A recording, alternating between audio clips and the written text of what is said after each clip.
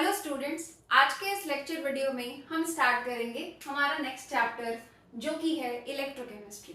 तो चलिए फिर स्टार्ट करते हैं और सबसे पहले बात करते हैं इलेक्ट्रोकेमिस्ट्री के इंट्रोडक्शन की, जहां पर हम डिस्कस करेंगे सबसे पहले इलेक्ट्रोकेमिस्ट्री के डेफिनेशन को।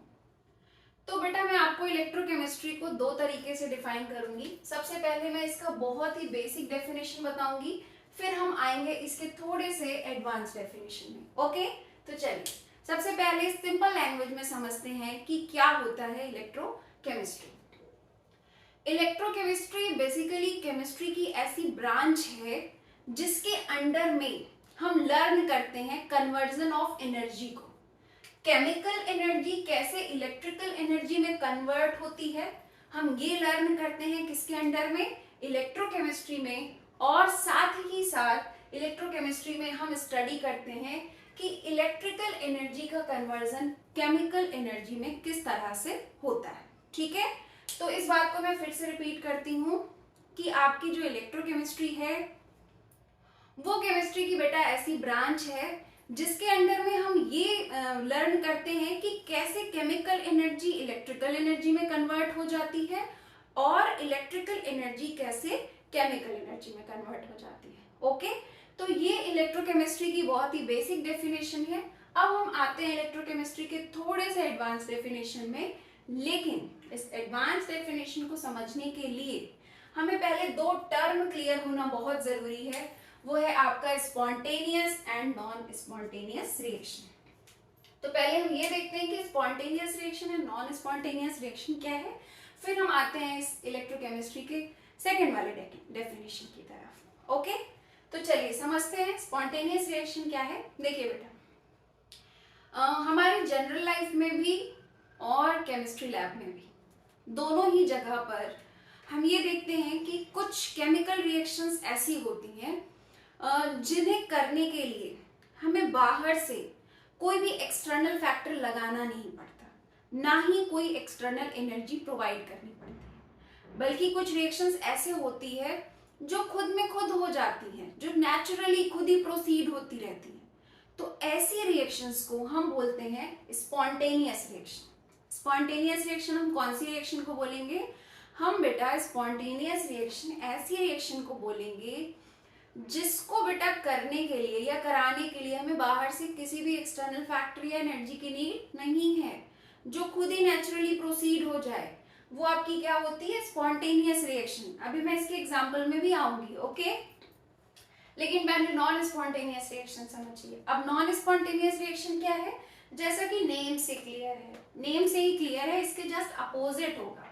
स्पॉन्टेनियस रिएक्शन अगर ऐसी रिएक्शन है जो बिना किसी एक्सटर्नल फैक्टर के या एक्सटर्नल एनर्जी के प्रोसीड हो जाती है, तो ऑब्वियस सी बात है कि वो रिएक्शंस जो नेचुरली प्रोसीड नहीं होती है, जिन्हें हमें कराने के लिए बाहर से कुछ एक्सटर्नल फैक्टर्स यूज करने पड़ते हैं, बाहर से कुछ एक्सटर्नल एनर्जी प्रोवाइड करनी पड़ती है, उस तरह की रिएक्शंस को हम क्या बोलते हैं, नॉन स्पॉन्टेनियस रिएक्शंस। आइए एग्जांपल देखते हैं, कुछ बेसिक एग्जांपल देखते हैं spontaneous reaction and non spontaneous reactions की। जैसे कि बेटा मान लीजिए हम रेन की ही बात कर लें, इस समय रेन हो रही है, ठीक है, तो क्या उसे कराने के लिए हमें बाहर से किसी एक्सटर्नल फैक्टर की नीड है, नहीं, वो खुद में खुद हो रही है, नेचुरली हो रही है। तो वो किस तरह के रिएक्शन का एग्जांपल हो गया, वो हो गया आपके स्पॉन्टेनियस रिएक्शन का एग्जांपल हो गया, है ना। समटाइम्स क्या होता है कि हम लोग कुछ ओपन स्पेस में आयरन रॉड वगैरह रख देते हैं, या फिर आयरन की बनी किसी भी चीज को हम रख देते हैं, तो जैसे ही वो एयर के कांटेक्ट में आता है, एयर में प्रेजेंट मॉइस्चर से वो खुद में खुद रिएक्शन कर लेता है और उसमें खुद में खुद रस्ट लग जाता है ना। क्या आयरन में रस्ट लगाने के लिए हमें बाहर से किसी एक्सटर्नल फैक्टर की या एक्सटर्नल एनर्जी की नीड होती है, नहीं, वो खुद में खुद वहां पे रस्टिंग हो रही होती है। तो वो किसका एग्जाम्पल हो गया, वो एग्जाम्पल हो गया स्पॉन्टेनियस रिएक्शन का, बिकॉज वो नेचुरली हो गया, हमें किसी भी एक्सटर्नल फैक्टर की नीड नहीं, है ना। तो ऐसी जितनी भी रिएक्शंस आपके सराउंडिंग हो रही है, आपके सराउंडिंग में हो रही है, या केमिस्ट्री लैब में भी हम कुछ ऐसी रिएक्शंस देखेंगे, तो वो सारी रिएक्शंस क्या है जो खुद में खुद हो जा रही है, वो सब किसके एग्जाम्पल है, स्पॉन्टेनियस रिएक्शंस के। हम कह सकते हैं कि all the natural reactions are the example of the spontaneous reactions. Spontaneous reaction means natural reaction जो खुद में खुद प्रोसीड हो जाए। वहीं हम बात करें नॉन स्पॉन्टेनियस रिएक्शंस के एग्जांपल की, तो बेटा इसके लिए पहले मैं आपको एक सिंपल वाला एग्जांपल देती हूँ। जैसे मान लीजिए कि आप घर पे रह रहे हो और आप घर के सेकंड फ्लोर या थर्ड फ्लोर पे रह रहे हो और आपको वाटर की नीड है ना। तो वहां पे अगर आपको वाटर की नीड है, वाटर आपको पहुंचाना है, तो उसके लिए हम क्या करते हैं? क्या वो खुद में खुद पहुंच जाता है? नहीं, उसके लिए पहले हमें मोटर ऑन करना पड़ता है। तो हमने मोटर ऑन किया, मतलब बाहर से एक एक्सटर्नल फैक्टर प्रोवाइड किया, उसके बाद जाकर के वाटर जो है वो बॉटम से टॉप की तरफ पहुंचा, है ना। तो इसको हम किसका एग्जाम्पल समझ सकते हैं? इस प्रोसेस को, इस रिएक्शन को हम किसका एग्जाम्पल समझ सकते हैं? हम कह सकते हैं ये नॉन स्पॉन्टेनियस रिएक्शन है या एक नॉन स्पॉन्टेनियस प्रोसेस है जो कि खुद में खुद प्रोसीड नहीं हुआ, बल्कि हमें बाहर से एक्सटर्नल फैक्टर प्रोवाइड करना पड़ा।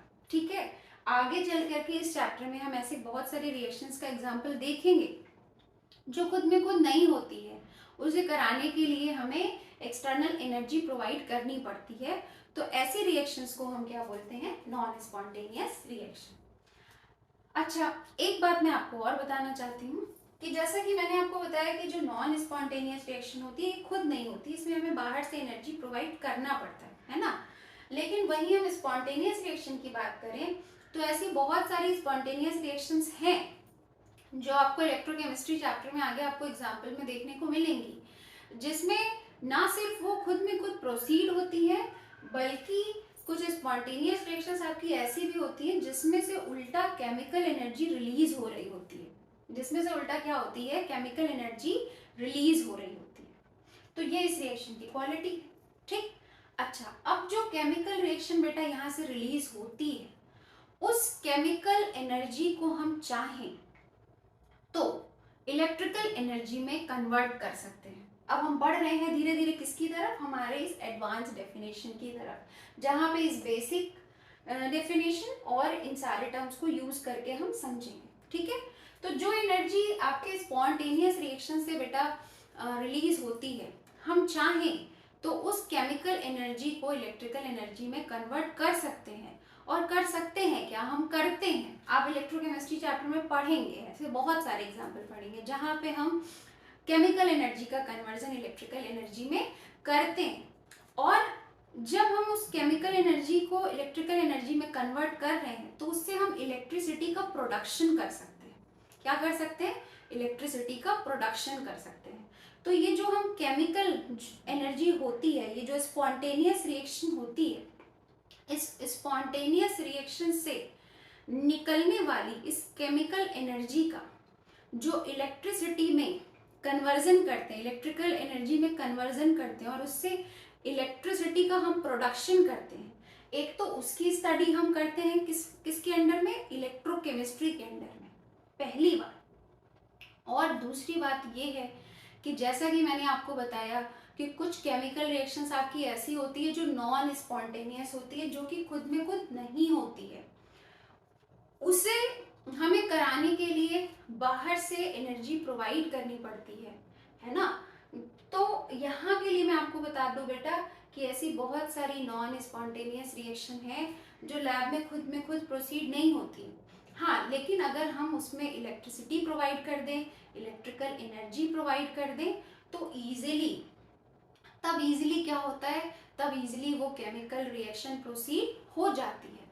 तो इस तरह से इलेक्ट्रिकल एनर्जी को प्रोवाइड करके जब हम केमिकल रिएक्शन करा रहे हैं, तो इसका मतलब ये है कि वहां पे हम इलेक्ट्रिकल एनर्जी का कन्वर्जन किस में कर रहे हैं? केमिकल एनर्जी में, है ना। तो उसकी भी स्टडी हम किसके अंडर में करते हैं? इलेक्ट्रोकेमिस्ट्री में। तो ये जो मैंने आपको बात बताई, इसी को मैंने यहाँ मेंशन भी कर दिया कि electrochemistry is the study of production of electricity, production of electricity from energy released during the spontaneous chemical reactions and the use of electrical energy to bring about the non-spontaneous chemical transformation. Is it clear? तो बेटा ये थी हमारी electrochemistry की basic definition, advance definition and explanation of spontaneous and non spontaneous reaction. जैसा कि अभी हम लोगों ने दो टॉपिक कवर किया, पहले तो ये समझा कि इलेक्ट्रोकेमिस्ट्री है क्या, उसके बाद हम लोगों ने ये समझा कि spontaneous and non spontaneous reaction क्या है। अब इसी लेक्चर वीडियो में हम एक तीसरे टॉपिक को कवर करेंगे, वो है इम्पोर्टेंस ऑफ इलेक्ट्रोकेमिस्ट्री। तो इसी में मैं आपको ये भी बता देती हूँ कि क्या इलेक्ट्रोकेमिस्ट्री हमारी लाइफ में इम्पोर्टेंट है, क्या क्या इम्पोर्टेंस है इसका, थोड़ा इस पर भी चर्चा कर लेते हैं। ठीक है, तो बिल्कुल इलेक्ट्रोकेमिस्ट्री हमारे लिए बहुत ज़्यादा इम्पोर्टेंट है।